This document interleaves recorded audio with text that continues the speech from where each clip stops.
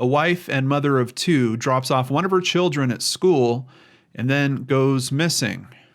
Her vehicle is eventually found with all of her personal items in it, and there's a lot more to the story than just that. It's time to turn on the searchlight for Cheryl Coker.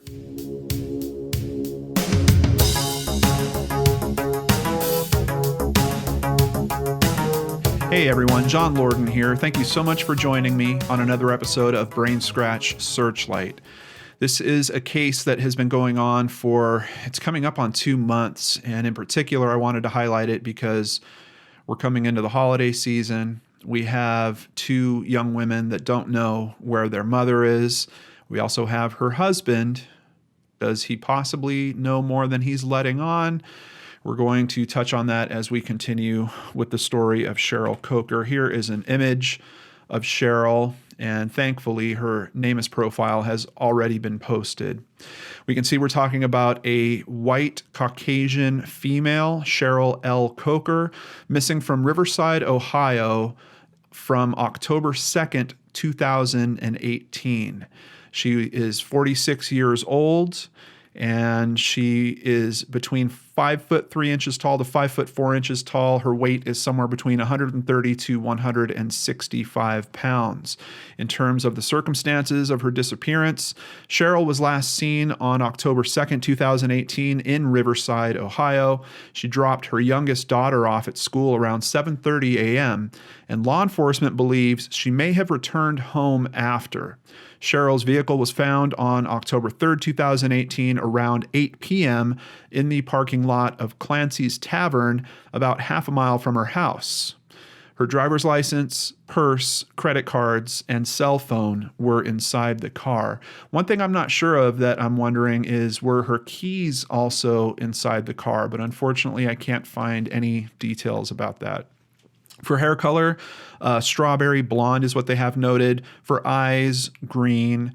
Not much for distinctive physical features. We don't even have clothing information entered here, which I don't understand because we know that one of her daughters saw her. I believe one of her daughters still lives at home. The other one is a little bit older and has moved out at this point. So the older one might not have any idea about clothing, but I'm kind of surprised the younger one didn't have some information to give them for this profile.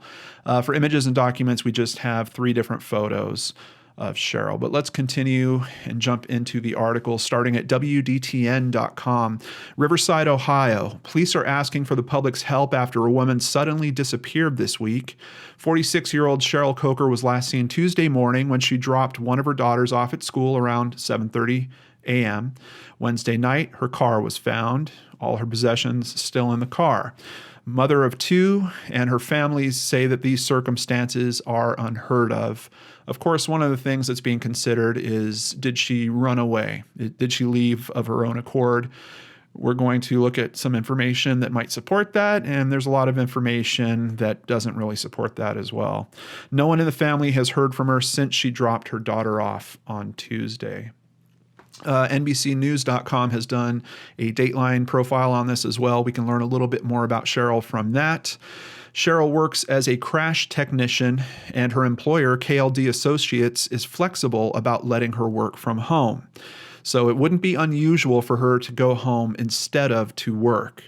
That day, however, nobody was able to contact Cheryl. She did not show up for work at the office or do any work from home. Very strange circumstances. I got to tell you guys, I'm also just a little bit bothered that the car was found a little bit more than half a mile from her house, but just not a very large distance. And if someone that does live in the home is responsible for this, taking the car that far away would ensure that they're able to walk back home and be there within about 10 minutes. If they don't walk, but if they run, they could get there a lot faster. So just in terms of that, I'm already really bothered because it seems like a very small window where someone could drop off the car, be back at home, and you're talking about a matter of minutes. Even if an investigator is putting a timeline together, who really needs an alibi for 5 minutes? They don't run that tight. So we'll see. Coker's daughter, Marissa, located her mother's car and belongings the day after she was last seen. Marissa Coker said she used the Find My iPhone app to locate her mother's cell phone, and that's when she found the car in a parking lot near Clancy's Tavern on Burkhart Road.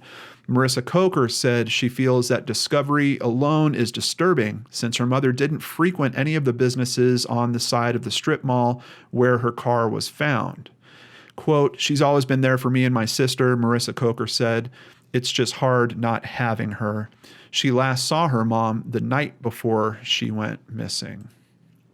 Over at WDTN, again, another article, this one from October 9th, 2018.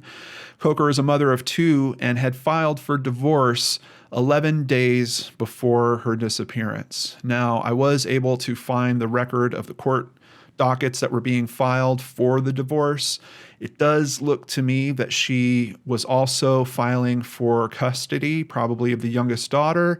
I think she might have also been filing for child support. I'm not a legal expert, but just kind of based on what I'm seeing there. So there was a lot going on in this household at the time that she disappeared. Could that support a theory in her wanting to run away from the situation? I don't know, because you look at that logically and you're like, well, why would she have gone to this trouble? Why would she do all of this, hire a lawyer, have all this stuff filed, and then just decide, halfway through it, she's just going to run away and disappear from everybody? Is it possible? Yes. The logic of her intent based off the actions we know she took in terms of filing her divorce lead me to believe that it might not be likely. Riverside Police and the Bureau of Criminal Investigation, BCI, executed a search warrant at Coker's residence Tuesday. Detective Travis Abney said in a statement, the search warrant was not sparked by any suspicious or foul play.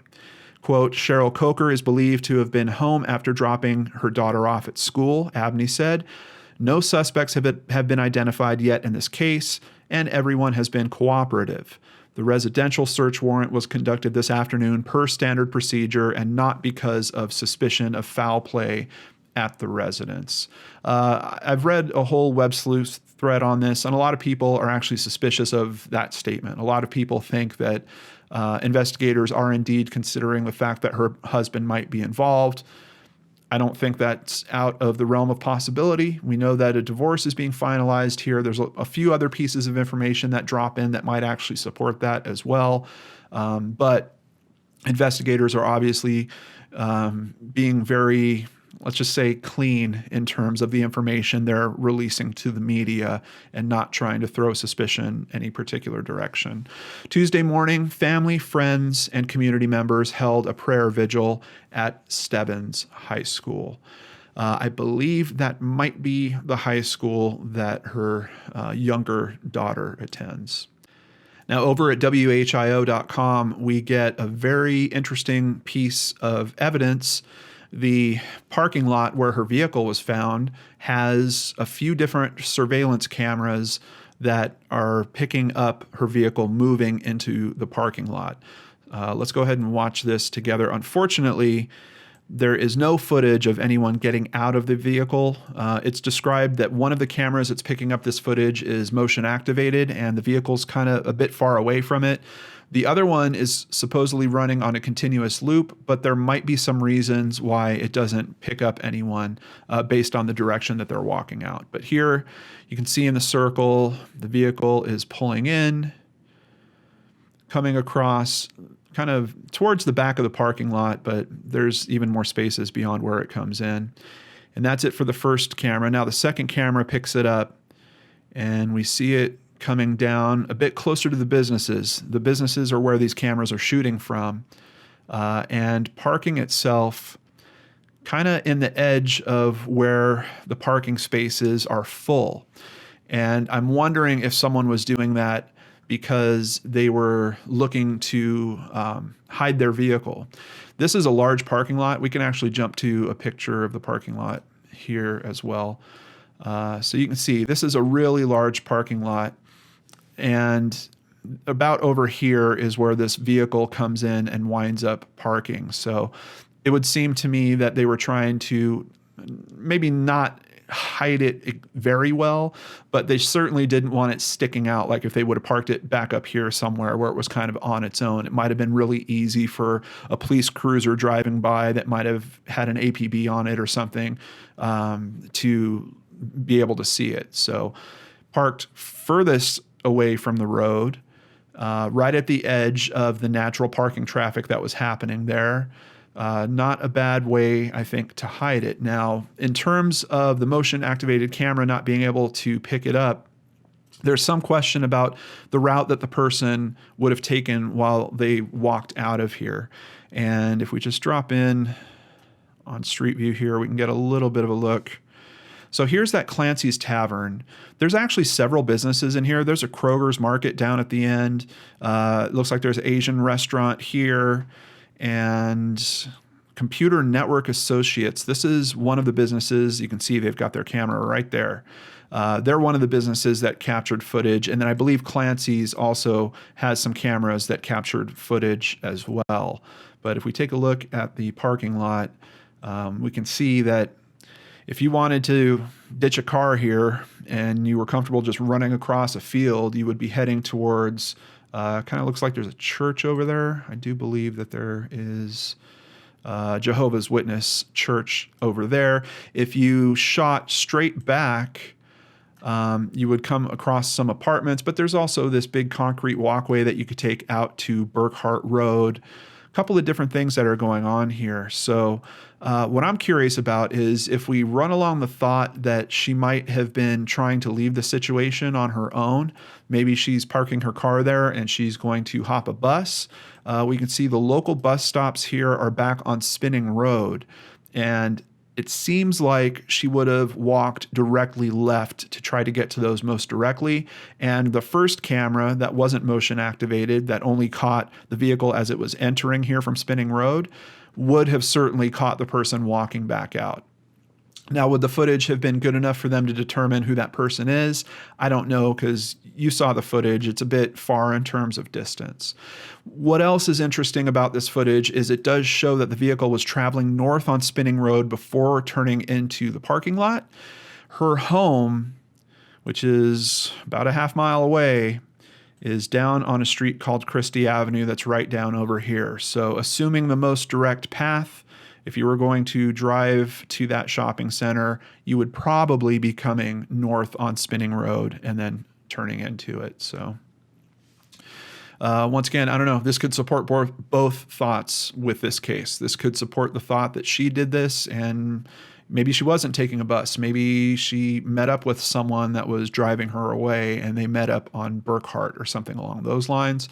If you're of the mind that there might be some foul play scenario involved here that took place at her house, once again, it's kind of supporting that just in terms of the direction that the vehicle is going. But let's look at some quotes and some more information about the surveillance video from one of the people that actually caught it. Her car's arrival to the lot was picked up by Joe Brumley's security cameras at his store, Computer Network Accessories. We were in the back unloading a truck, so it happened right out front, Brumley said. Because there wasn't enough motion on the screen, the motion-activated cameras don't pick up who left the car. One camera was set to record constantly. One camera, which was actually Clancy's Tavern's camera, was set to only motion record. So when the car pulled in, there's a few seconds where they don't get out of the car and there's no movement on the screen, so the recorder shut off, Brumley said. Not the first case where we've talked about motion-activated cameras, and sometimes it feels like they let us down. Continuing with another article at WDTN.com, this is actually a shot of Detective Travis Abney.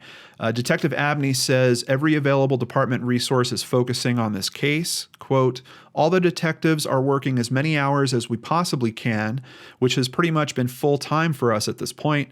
Our supervisors have been helping out as well.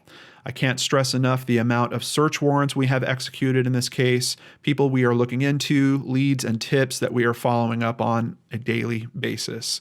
Everyone seems to be on the same page. The ultimate goal is to find Cheryl and find out what happened. And we will actually see a list of search warrants. Around October 31st, some of the search warrant information seems to come out through the press, and then we really start getting a bit of a better view in terms of how this investigation is going and what their considerations are. Search warrant suggests kidnapping. This is over at WHIO.com. Riverside Police believed probable cause for felony kidnapping existed in the case of Cheryl Coker, the missing Riverside mom, according to an October 11th search warrant. Additionally, Riverside Police confirmed Wednesday that a second piece of video surfaced in the case and is being considered evidence in Coker's disappearance, but officials would not discuss what the video showed or release a copy to reporters. That is really intriguing because we know, thankfully, we have a time code of when the vehicle gets dropped there. I'd be very surprised if the investigators did not go to all the other local businesses in all directions from where that vehicle was dropped and ask them for footage as well. There's a very good chance that they have footage of the person that dropped off that vehicle. And considering how these search warrants are being written, kind of assuming that there's a kidnapping going on here, I have a feeling that footage does not include her. Probably includes a person of interest that they're looking into, but that's just my 2 cents theorizing on what they can have in terms of video footage. Another, I guess, a flip side to that could be if there is footage that they got from the neighborhood that shows the vehicle moving, possibly they can see who's driving it, or if there's footage from the neighborhood that shows her vehicle potentially being at home at a certain time, something along those lines where they're able to say, look, we know that you were home. We know your husband was home at the same time. And we know that her vehicle gets moved within a reasonable time frame to assume that there wasn't someone else that intervened. So a few different things that I can imagine for what this video is. But unfortunately, that's all we can do at this point is imagine. We don't have it to review for ourselves. Investigators sought a lengthy list of items from the Coker residence, the warrant shows, including furniture covers, body fluids, computers, cell phones, weapons, tools, and other items used to conceal or dispose of a body, and any and all materials, electrical stimuli, chemicals, topicals, indigestible, or inhalants that could render a human unresponsive or unconscious. What detectives found, if anything, and whether police still thought probable cause for kidnapping exists is unclear. But you can see, based on what they wrote that search warrant for and what they were looking for, they are certainly they're certainly looking for something bad to have happened specifically in that house. The search warrant affidavit references a text message exchange between Coker and her co-workers about her pending divorce from husband William Coker. Quote, "I will be in tomorrow if I'm not dead," a portion of the text message to her co-workers from September 24th read. According to the affidavit, the text message came less than a week before her disappearance. The messages referenced Cheryl Coker's husband reportedly texting her after being served with divorce papers saying, "Thanks for putting the nail in my coffin." I've seen some longer versions of the text exchanges, and it seems like he is concerned about where he works. I really don't want to publicly put that information out, but it seems like there's an affair that's possibly going on that is somehow going to affect him at the place he works at. So I'm kind of assuming it might be an affair that is going on with someone that is also in that business, or something inappropriate, like he was in a management position and he was, having an affair with someone that was directly reporting to him or something along those lines. So yeah, the longer text message exchange certainly points to him being worried about him essentially being lowered in position. Thanks to this information that came out. But it's not very clear about what that information is. I'm kind of assuming it's an affair. I've seen some other things that are kind of alluding to that as well, and we're going to see a comment where he basically says that it seems like they had an open marriage, but if one person thinks it's an open marriage and the other one doesn't, is that really an open marriage? I have no idea. The court document also showed that William Coker told police $4,000 went missing from a shoebox the couple had hidden in their closet, noting the husband suspects Cheryl took the money before she disappeared. Now, something I'm really interested in with this whole story that hasn't come out is William stating that there was other things missing from the house. This is the only item that we understand is missing from the house. And she leaves her purse, she leaves her phone, she leaves her ID, she leaves her credit cards. Everything is left in the vehicle, and the vehicle is locked up. Like I said, the only thing we're not sure of is keys, but everything else that you would basically need to disappear is left there.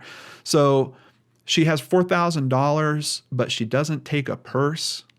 What does she just stuff her pockets with the wad of cash and take off? And she doesn't take clothes from the house. It's not like William, at least with the information that's presented, it's not like we're hearing that he's saying, hey, there's a suitcase missing and several of her drawers are empty and there was clothing all over the place. It was really obvious that, she did this herself. The only thing we're hearing about is this mysterious $4,000 that was supposedly kept in a shoebox. Which, let's be honest, if you're really trying to run away, $4,000, is that really going to do it? How far are you going to be able to take that? Particularly if you need to buy all your makeup again, buy all your clothing again, buy a new purse. It's just, there's no way $4,000 is going to do much for you. There's also the flip side of we have a potential custody issue that's going on here. And I'm sure if she did get custody of her daughter, there'd probably be some type of child support that would go her way from William as well. So I don't know. I don't know if this $4,000 even really exists.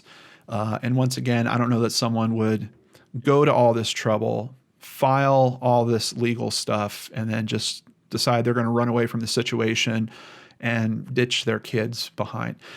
I just got to stop and say for a moment, one of the things that really hurts about this case is looking at it from the perspective of Cheryl's daughters. They don't win in either situation if we're looking at this and it does turn out that Cheryl ran away. That's going to really hurt these two girls. And I'm seeing enough information from her family and friends that's saying there's no way that happened. But let's assume that something absolutely bizarre happened there. That's going to be really hard for those girls to understand and to deal with. On the flip side of that, if the other aspect that we're looking into where Cheryl's husband might be involved in some way happens, but these girls can lose both their parents essentially in this one action. It really breaks my heart that these girls are facing this. And that's part of the reason why I wanted to highlight this case and to try to raise exposure. It's also been kind of trailing off from what I can see from where it was just a month ago. So I just want to keep exposure raised. If you guys will help me do that, I really, really appreciate it. If you have friends, family, people that you're in contact with in Ohio, please share this video with them. Let's try to keep eyes and ears open about this case. And honestly, this could be just a straight up missing persons case. And it could be that we do find Cheryl at some point and we understand there's some reason why she left. But this could be a very different type of case. We could need information leading to very dark places with what could have happened in this case. So I really want to cast the net wide. If you think you have any piece for this case, please use the contact information down below and send it in so the authorities can investigate it and act on it. This is just think of these two girls that are having to face already possibly losing one of their parents and quite possibly, at least emotionally, losing both of them. So what else was looked for with these search warrants? Court records show police have searched the following places as part of their investigation. They had 2 search warrants issued for a Toyota Tacoma, another 2 warrants for a Toyota Highlander. I'm assuming one of those vehicles, I think the Highlander, if I recall correctly, is Cheryl's. I think the Tacoma would more than likely be William's. A search warrant of husband William Coker's cell phone, so they are going to check his phone specifically. Court orders to search the bank records of both Cheryl and William. Court order to search records held by William Coker's place of employment. Interesting. And once again, might point to the situation I was talking about where maybe there was some type of relationship that was happening there. I would assume They would probably be asking for electronic communication on the employee devices if there was some type of affair that was happening in that work environment. So I think that's probably what that court order would be for. 2 court orders for cell phone records for 2 separate phone numbers. We don't know what the phone numbers are. Could they possibly be burner phones that were being used by someone to have some type of relationship outside of letting their partner know? And that doesn't only say William, could also be Cheryl in that case as well. Or could those be phone records for other people that are involved with one or both of these married people? And a search warrant of the Coker residence on Christie Avenue in Riverside, which obviously we have discussed and know what they were looking for. According to an affidavit, a woman tells police Coker's husband was blindsided by the divorce. Another person in the affidavit calls it a messy divorce. Riverside police have said Coker's husband is cooperating. Something that's interesting and maybe not completely out of the realm of possibility when you consider what's going on in this relationship is I haven't seen any articles where William is actually trying to assist with finding Cheryl. I didn't see any mention of him being at that vigil. I know I've seen a few articles about searches that have been done by friends and family, but I haven't really seen anything about him piping up in there. Maybe he's so hurt by the divorce that he can't find himself to be motivated to help with those types of things. But knowing, anyone that watches any type of even CSI or crime shows of any kind, you have to know that the person closest is going to be at least investigated.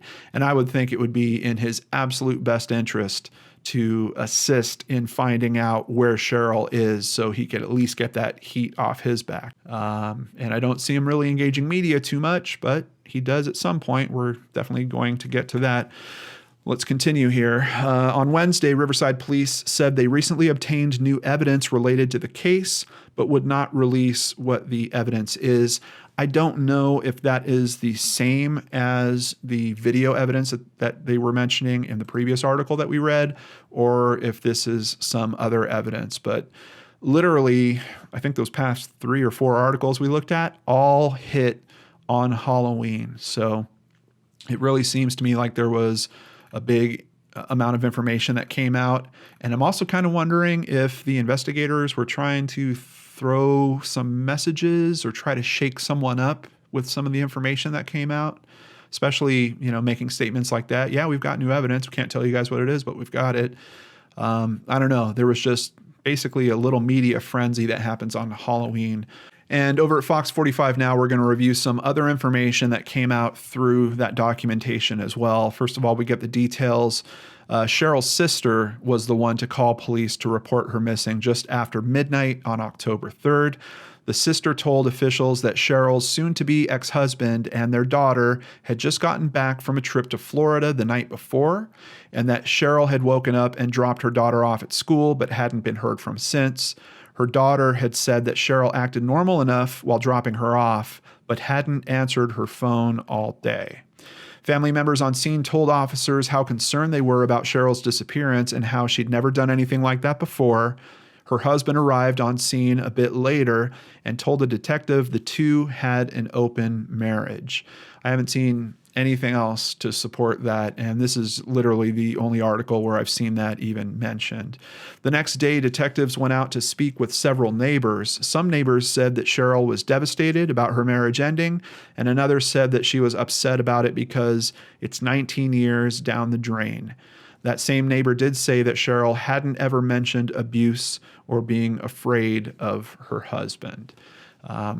Doesn't mean that it actually wasn't going on, of course, but we just know, at least in terms of what that neighbor knew, there wasn't anything like that going on. So I told you guys there's a big shakeup on October 31st in terms of the media around this case, and then all of a sudden on November 1st, someone decides to speak up over at MyDaytonDailyNews.com.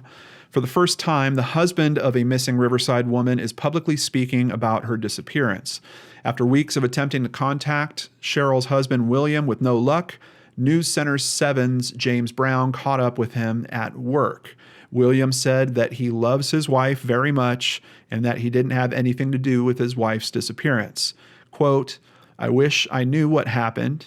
I have theories, but I don't want to get into those because it would hurt my daughter." When asked if William thought Cheryl was still alive, he said, "I sure hope so. I loved her." And that is literally all that we get from him. And I'm kind of curious about these theories that he doesn't want to hurt his daughter with. There's certain cases I've looked into where I feel like people that are persons of interest sometimes hide behind the interests of their children with some of their comments. I'm not saying that's what's happening here. I'm just saying that there's something about the way that's phrased. I mean, we already know from the other article, and admittedly it wasn't William saying it, but we know that he at least told investigators that they had an open marriage. So I would theorize that what he's talking about in terms of these theories is that there's someone else that he doesn't know about that might be involved in her disappearance, possibly because of this supposed open marriage that they had. But I think it is kind of telling when he's asked, you know, is she still alive? I sure hope so. I don't know, guys. I don't know. I'm getting a really kind of weird feeling on this one. And another article at Dayton Daily News tells us pretty clearly that the police, they said that they were following standard procedure, but they named him in court documents as a person of interest. So despite the information that we heard that they were giving the media early on in this case, when you look at the documents, it actually becomes fairly clear that he's a person of interest, as he should be. That's not necessarily saying he's a suspect. It's saying that they need to look into him more, because if you're looking for someone that has motive in this situation, divorce is filed 11 days prior, that's certainly motive. I'm sure he should be considered a person of interest. We had probable cause to believe that he was the last person to be in the house with her, said Detective Travis Abney. Very curious about that. Cheryl Coker filed for divorce from her husband of 19 years on September 21st, though the affidavit states they still lived together. The affidavit attached to the search request sent to Coker's employer referenced scabs on Williams' elbows observed during an interview and swollen knuckles observed during another interview. Coker, according to the affidavit, said he had injured his left hand in a forklift injury at work, but did not report the injury. So I might have been incorrect about the work records that I was looking for. I think this is being a little more clear about it. They're looking for some type of documentation about these injuries that they found on him and those occurring at work, specifically because he said one of them occurred at work, but then he didn't report it. Kind of strange. We hope that she is fine, but we are going through our investigation thoroughly, Abney said. We are treating it as a criminal investigation, which that statement in itself pretty much tells you guys they're fairly convinced that something has happened here. It is not typical that missing persons cases are treated as criminal investigations. As a matter of fact, there's a lot of times I do videos on this channel and people are like, why aren't they looking at this as a criminal investigation? And the answer is always because they don't have a body. They don't have any reason to really do that. In this case, it seems like they've already got plenty of reason, and they're coming out very clearly and saying that this is being treated as a criminal investigation. In very rare cases, I have seen some police departments that will treat missing persons cases kind of as criminal investigations right out of the gate, but it is really, really rare. So I think this is more of an indicator about the type of information that they've found and the way they're going about it. This is, I think, one of the most recent articles over at abc22now.com, and it's from Saturday, September 17th, 2018. Family, friends, and members of the community had one mission Saturday morning: to bring Cheryl Coker home. Family friend Vicky Cyrus was there, along with another family friend, Charity Leader. They said that although her case is still under investigation, they want to do what they can to bring their beloved friend back home. And I just want to point out, I don't think there's anything wrong with this type of searching at all. Cheryl is out there somewhere, and she needs to be found. And that's not to say that she's alive or that she's not. That's just to say she is out there. So these types of efforts where they're searching for her, I think that this is good. I think it's also good for the people that are moved by this case, for the friends and family that are close to it, to be able to do something to actually help with this case in some way. So yeah, I wanted to address kind of how that was worded. I understand they are still investigating, so we thought as friends and neighbors and the community to come together and start searching to see what we can do on our end to help out, said Cyrus. They don't believe we are going to find her. We hope we don't find her, but we have to at least try because it's been too long, said Leader. Both ladies left a heartfelt message for Coker. Cheryl, come home. Your family misses you. They love you. Holidays are coming and they just want her home, said Cyrus. We all want her home, said Leader. The search began this morning at 11 a.m. and if Coker is not found, they plan on holding more searches in the future. And I really hope that they do continue to do that. I'm telling you, many cases we've looked into, these searches do help. Sometimes it's evidence that's found in these cases as well. So what I'm a little heartbroken by is it seems like police are actually not assisting them with this search. And I have heard little horror stories about information being found, but then not being handled right by the person that's finding it, and then it's inadmissible in court. So I really wish that the police would at least coordinate with them, at least send someone to go talk to them about how to handle this search, and if they do come across anything, how to actually treat it. Hopefully they've looked into that type of information already. Web Sleuths, as I mentioned before, does have a pretty good thread on this, 18 pages currently, very interesting read. And also fellow true crime YouTuber Gray Hughes has been covering this case since it broke. He's got several videos kind of with different segments about it. So you can also check out his stuff. So now looking into the case from last week, that is Hania Aguilar, which I got to tell you guys, every single day since I've posted that video, I've been looking for new information. A few little things have come out, but not a whole lot. But let's go ahead and touch on a few things here. Over at newsobserver.com, the missing 13-year-old girl who officials say was kidnapped from her Lumberton, North Carolina home on November 5th is getting top attention from federal officials. The FBI has named the disappearance of Hania Noelia Aguilar as its most wanted case of the week.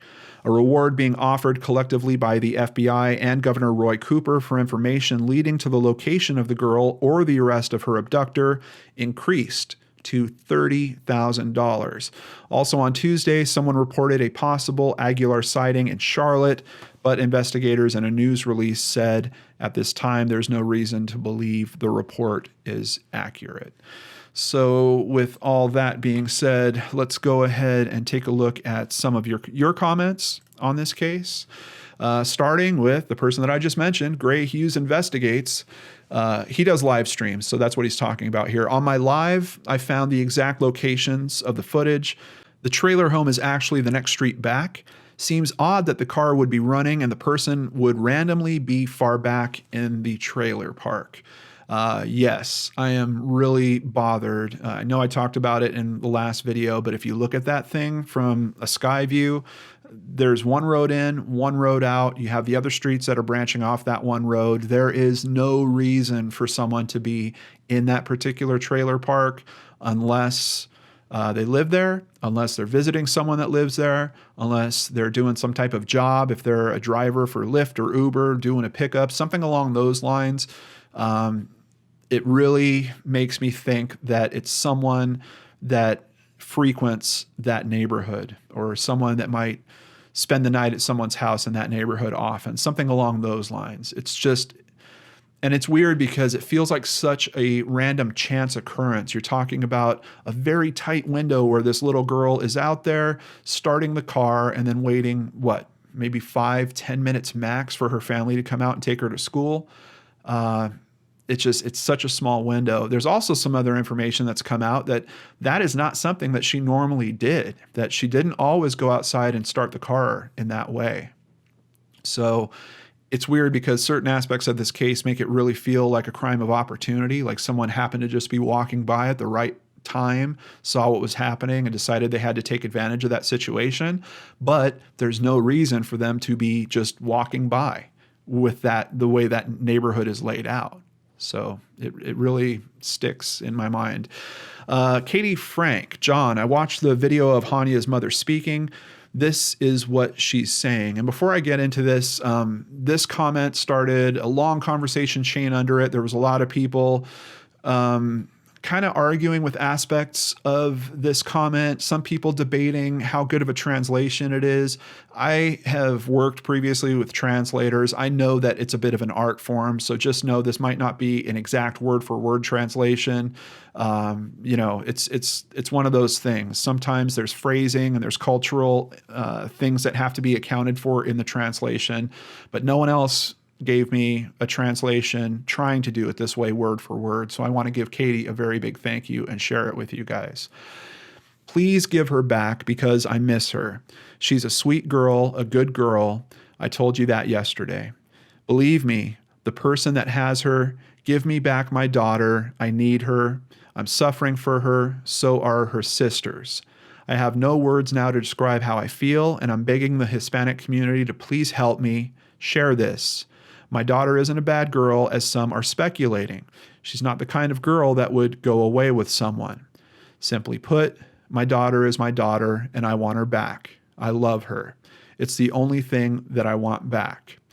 There's a couple of video glitches here, so I'm going to skip over that.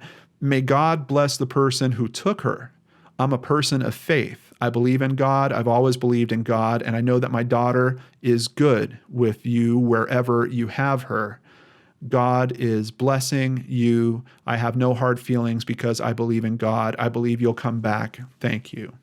So Katie actually included her thoughts on some of the mother's comments, and the conversation kind of drifted from there into playing human lie detector, which is something I try to absolutely avoid on this channel. So I don't want to go into those comments too much, but I really do appreciate Katie taking the time to do this type of translation. And for anyone that didn't agree with her translation, would have been great if you guys would have given me your translations, and then I could have kind of melded it all together and shared that with everyone here. But unfortunately, Katie's the only person that actually seemed to put the time and work in. I really appreciate that. Marissa S. I have a cheap camera in my house to check my pets. I was wearing all black one day and was in the room and looked at the feed just to see how good it was. It looked like I was wearing light gray. It made my pattern leggings that were dominantly black look a solid color and like they were skinny jeans. So I guess depending on the time of day and whether or not those pics were taken in a night mode or with IR, that person could easily have been wearing all black. I found it particularly interesting that none of my logos or patterns showed up in the night vision mode. If my footage had been used to solve a crime, they would have said I was wearing head-to-toe solid light gray. They would have been extremely wrong. Thank you, Marissa, for sharing that. And I looked at the footage again, and I do think there is a possibility there's some type of night mode. I don't know if it's infrared because the footage is taken at a distance where I think infrared emitters don't really throw that far typically. So I don't know if it's necessarily infrared, but I do think there's some type of night mode setting going on, particularly because when he's smoking, you can see the light from the smoke just really flares up in the camera. So there might be something like that going on here that is certainly changing the pattern of clothing. And something else that I've been looking for in terms of keeping up to date on this case over the past week is for that person to come forward, and they still haven't. So I'm getting quite suspicious about that person because if they're not involved, why wouldn't they just come forward, be interviewed, have that cleared up, and then, the investigation can move on. Media can let people know this person came forward, he was spoken to, he's not the person we're looking for. We're not hearing any of those indicators that we have heard in other cases when it comes to looking for people in video clips. So you might be right, Marissa. He might be the man in black. He might be the person that we're actually looking for, but keep in mind, according to what was released in media by the investigators, they're not considering him the suspect. They're just trying to talk to this guy because they think he might have seen something. And then a comment from Carrie Baltimore: that yellow bandana keeps bothering me. Yellow is not a color you wear when you are trying to be undetectable. it is gang affiliated. Latin kings or the vice lords connect to yellow. Leah Meyer also agrees with that. Black and gold yellow are Latin kings colors. They are established in North Carolina. I wonder if LEOs have looked into that as a possible connection. I wasn't familiar with Latin kings. There's actually a Wikipedia article about them.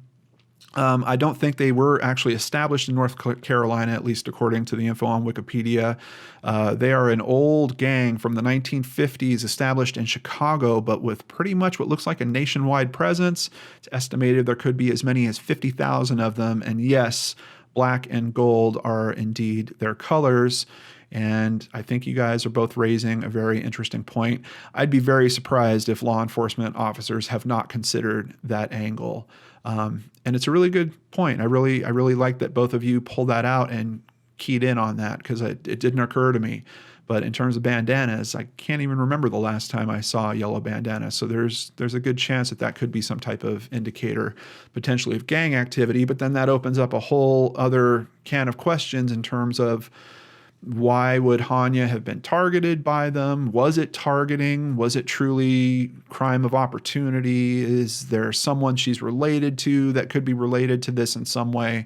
There's a lot to consider with that, but thank you so much for raising that point. That's it for today's Brainscratch Searchlight. Just a quick reminder, no Brainscratch on Friday because we are celebrating Thanksgiving here in the U.S. If you celebrate it, I hope you have a wonderful one. I'll see you back here on Monday with a new Case Cracked. But is it really a case cracked? And I don't know if we've ever had a case cracked about alien sightings before. It's going to be an interesting one. I think you guys want to check it out. I'll see you there right here on the Lord and Arts channel.